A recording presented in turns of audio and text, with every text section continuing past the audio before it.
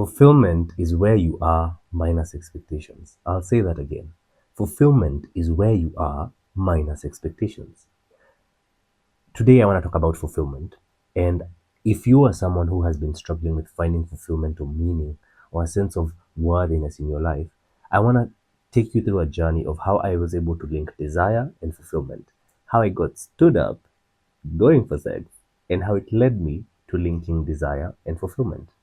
So yeah, if that sounds like you, and if that sounds like something you want to be down to listen to, then this episode is for you. Welcome back, players, to yet another episode of the Soft Life Chronicles. Here we build the soft life as opposed to waiting to fall into it, because when has that ever happened? So I am your host, Kamunya Mwangi, and I talk about different perspectives on how to design your life, manage your energy, and build a beautiful, meaningful life, which I usually call living an artistic life. So for today's episode, we're talking about fulfillment, and I'm looking at fulfillment from the lens of expressing desire. I'm going to use a story that happened in the not so recent past to kind of like help this sink in. So some weeks back, and this is actually tuned towards a story I've just posted on my Substack, where I titled the story "Everything is about sex except sex. Sex is about power." And sex here in this story is gonna be our core linkage to desire and how it links to fulfillment. So basically, this is how the story goes.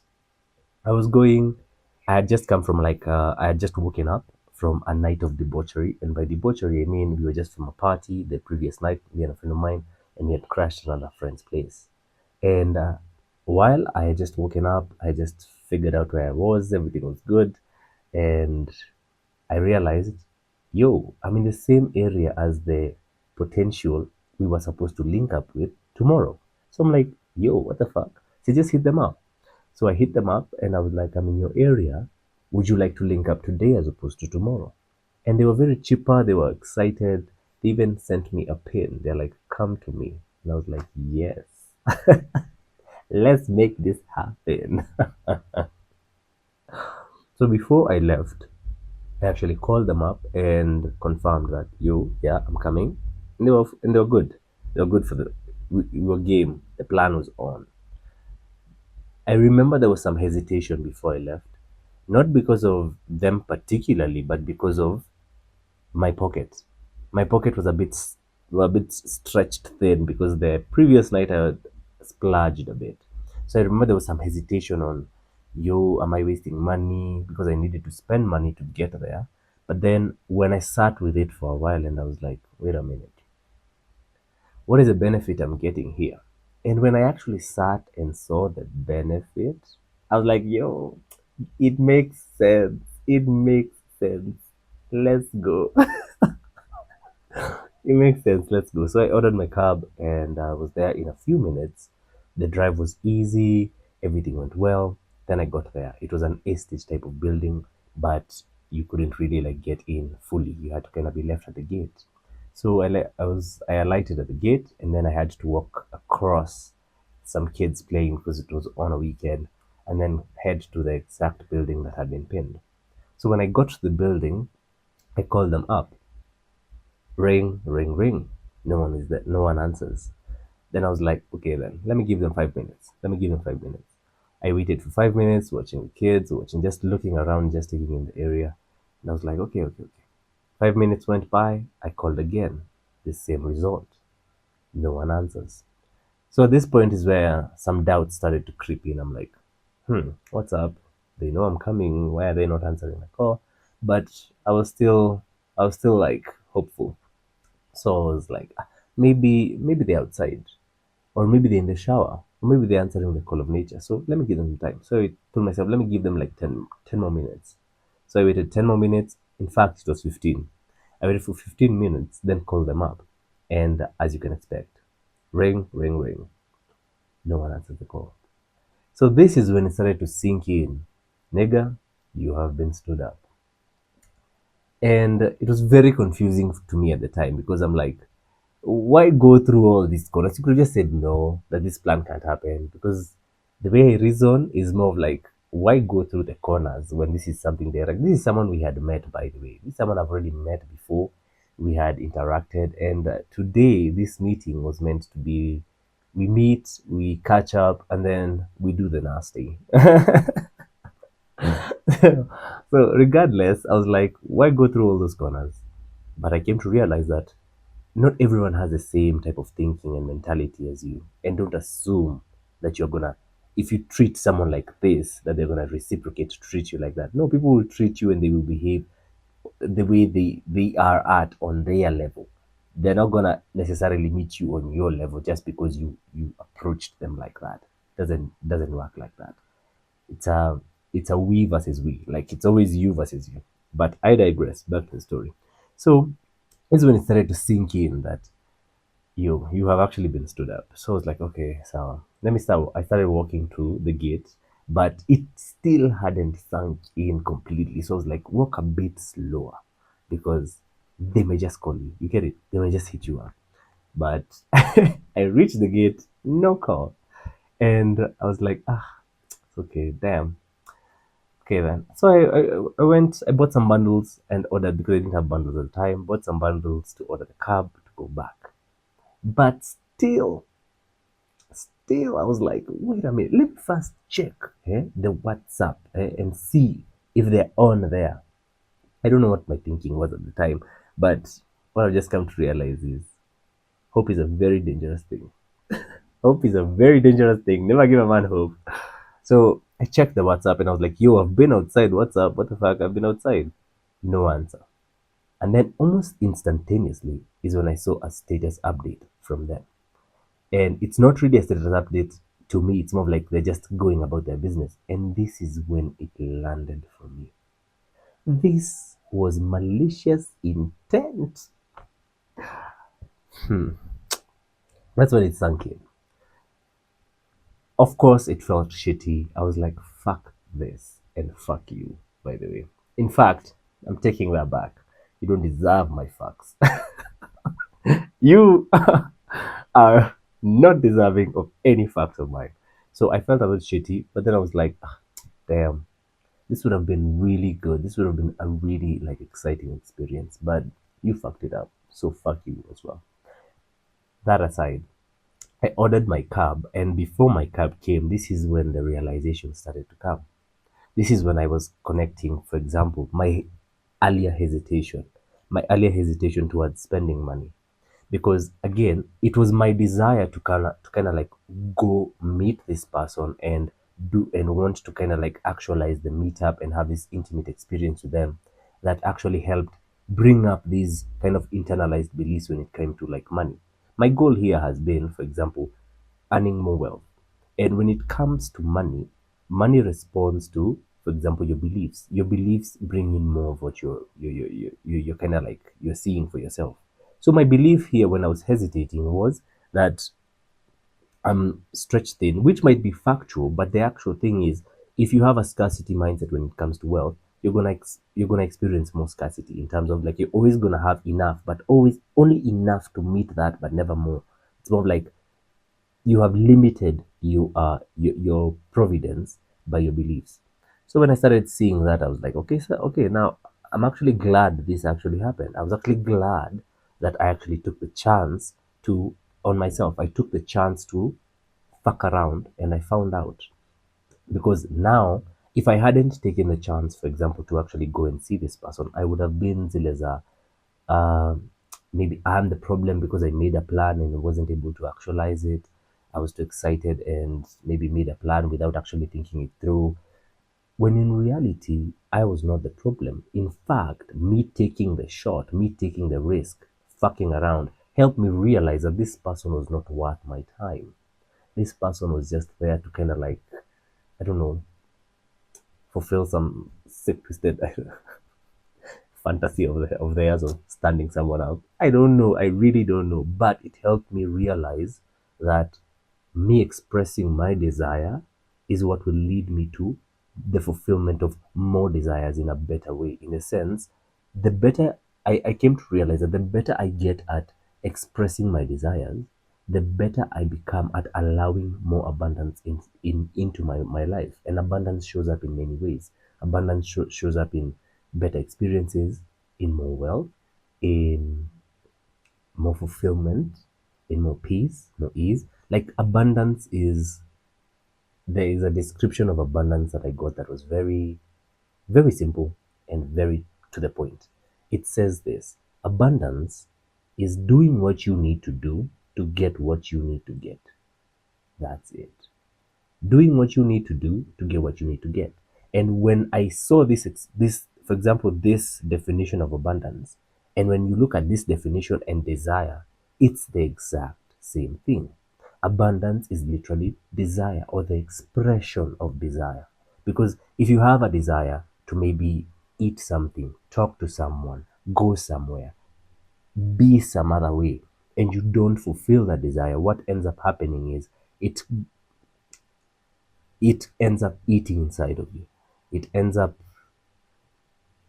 turning into something like self criticisms, doubts, and fears. And all of these things fester and just come up in different ways in your life because, one, you are too afraid to face yourself, too afraid to go against the grain or go against, for example, the way you have been told you should do it and actually get what you need to get. So I digress. I use this example to show you, for example, how fulfillment came for me in terms of I have been practicing mindfulness. And by mindfulness, I mean being aware of my thoughts, how I'm moving, what it is, the intention I'm moving with, and what it is I aim to achieve. And the more I've been able to do this, and this looks like, for example, something happens that is out of my control. My boss says something, or a coworker pisses me off. But what I would have done before would have been to react. Right now, I would just take a second to just breathe a bit, and then ask myself, okay, Sawa, this has happened. What do I want? Okay, this has happened. Alafu, like, and then what? What do I want to do about it? Do I even want to do anything about it? Will I let this affect my energy? Will I let this displace my peace or my ease, my sense of ease? And what is the best way I can respond to this that serves me? Because when it comes to desire and fulfillment, because desire here is expressing abundance, abundance is expressing desire, and desire is expressing abundance. So when it comes to desire and the expression of desire, I have found that whenever we look for things outside of us to fulfill us, to give us that sense of meaning, to give us that sense of purpose, it's always short-lived. Always. Always short-lived. There's really very short-term pleasure or fulfillment, or like a prize when it comes to you looking outside to fulfill what's inside. The better approach would be to move from within going outside. I wrote recently that you need it needs to come intrinsically for it to have value extrinsically. In short, you need to actually figure out what it is you want, how it is you want it, with whom you want it, and where and when you want it, and actually move towards that for it to actually make sense to you. So we digress. Fulfillment here looks at approach. I'll bring you back to the approach because the how is really where I think most of us have been kind of falling short of. And I'm talking from experience because I had been looking outside to fulfill myself for things that I need or I want inside. And I'll go back now to the statement that we began with. Fulfillment is where you are minus expectations. Look at your life right now, where you are, all the things you all the things you have, all the things you are, how you look, how you feel, venye tu uko, the way you exactly are and exactly where you're at. And just remove all of these expectations of I should be here, I should be doing this, I should be looking like this, I should be feeling like this. Just remove them or just suspend them for a while and see how you feel. Listen to the thoughts that are coming up, because those thoughts that are coming up are what are showing you your beliefs. If you believe that, for example, if you have an internalized belief of I'm not good enough, most of the thoughts that will be coming up is, no, you shouldn't be like this. No, you should have more. You should be like this. You shouldn't do that. You should do this. There are a lot of shoulds when it comes to that internalized belief of I'm not good enough, because you're always going to be looking for more, doing more, people pleasing more. But again, it's always short lived. Nothing like that. But you have to start by noticing these things. So one thing I would say in terms of the how, in terms of approaching fulfillment, is to destimulate your mind. Our minds these days are heavily stimulated with our phones, especially since this is a gadget we carry on us all the time. This is something that is unavoidable. So, if you can find a way to reduce your screen time or reduce the amount of time you spend on screens and be more present in your body to know what it is you're feeling, how it is you're feeling it, what are the things that are causing this feeling, and listen to all of those thoughts and things that are coming up for you, then you'll be at a better position to approach your desire in a more healthy fashion. It will be less of reaction, it will be more of responding. And again, when I said desire is directly linked to fulfillment, this is what I came to realize from the experience, that the more or the better I get at expressing my desire and expressing myself, the better experiences I get to experience, the more abundance or the different forms of abundance that I get to experience. So, desire and expressing my desires is the key to the fulfillment that I seek, because it takes me looking within myself to ask myself what it is I think I need and why do I think I need all of these things. Because does it stem from the belief that maybe I think I'm not good enough right now, so that I think I need, for example, to have this gadget for me to feel better? But I think you already have felt that the things you think you need, when you actually get them, the goalpost just changes. And this is what happens when you move extrinsically to look for something that is only going to come from intrinsic.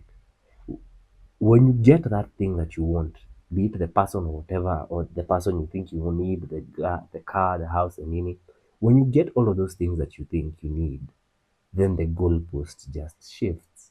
You're like, now I need more. Now I need this. But the real thing, as I have said, is you. It is you versus you. There is no there is no outside thing that will fulfill us. It's only us. And that's why I said remove the expectations of how and where and who you need to be, and the fulfillment shows up. It takes you being okay with who you are and how you are right now.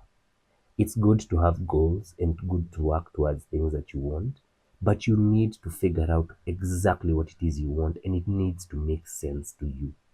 Because if these were things that were given to you from society, your parents, or whatever, and you've just been running with those scripts, then chances are you have a perpetual sense of dissatisfaction with your life.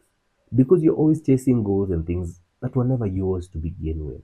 These are not yours, nivitulipewa. They're things that you were given, and they won't fulfill you because they haven't come from within.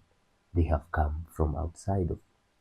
So that, I would say, is the whole thesis for desire and fulfillment. You need to understand your why, and your why is what will lead you to yourself. Because if you have a desire, for example, I want to have sex. Why do you want to have sex? You want to feel good, right? You want to feel fitty. You want to feel good, but what type of sex do you want to have? Who do you want to have it with? Hmm? How long do you want to have? Like, do you see? Just taking the time to kind of just think about it, kidogo, think about it for a while. You'll start to see what it is you actually want and why you want it. Because if you want a more intimate experience, you ask yourself why. Maybe the previous experience wasn't as fulfilling or as satisfying to you. And maybe now you approaching it like this will bring more satisfaction into your experience. Do you see what a little thought, just a little like taking the time to actually respond to your desires as opposed to reacting to them, will do for you? It will influence how you approach your desires. And doing or like practicing approaching your desires, or practicing getting your desires met, is something that will help you build more trust and confidence within yourself. Obviously, a lot of your internalized beliefs will come up when you're doing this practice, but best believe it is worthwhile because, again, we have seen that desire and abundance are linked. So, in order to have more abundance or to have like abundance in different forms, you need to express it through your desire. So, understand your why, and it will help you kind of refine the how. And most of these things, I would say, in terms of the how, you really don't need to know everything, any how it will work out, all of it to the end. All you need to know is just the next step. Just take the next step, and it will figure itself out. Have a strong why, and it will help guide the whole process moving forward. One of my strongest whys is have what I want, when I want it, with who I want it, where I want it, and how I want it. That is basically a strong why for me. And that looks like abundance in very many forms or in different sectors. So I ask myself, what do I need to do to have this, to like exercise this why of mine? How do I need to approach the things that I want? It, it influences this whole process. But that said, when it comes to the when and the where I'll leave it up to you, but the when I will quote Ras Vitaly. He said, fuck the when and focus on the what. Because if you focus on the when, that is bringing into your experience the internalized pressures of time, of society, of you need to be, you should, the would, the nini, all of those things. Time here is your friend. Time is something that is yours to use. The more intentional you get about your time or your energy, the better you feel about your experiences. But don't let it be a reaction to, oh my God, I don't have time. Oh my God, time is running out for me. Ni, ni, ni, ni, ni. Fuck the when. Focus on the what. I'll leave it at that for today, but I really hope this will bless you as much as it has blessed me. And that's it for today. Ciao. Catch you in the next one.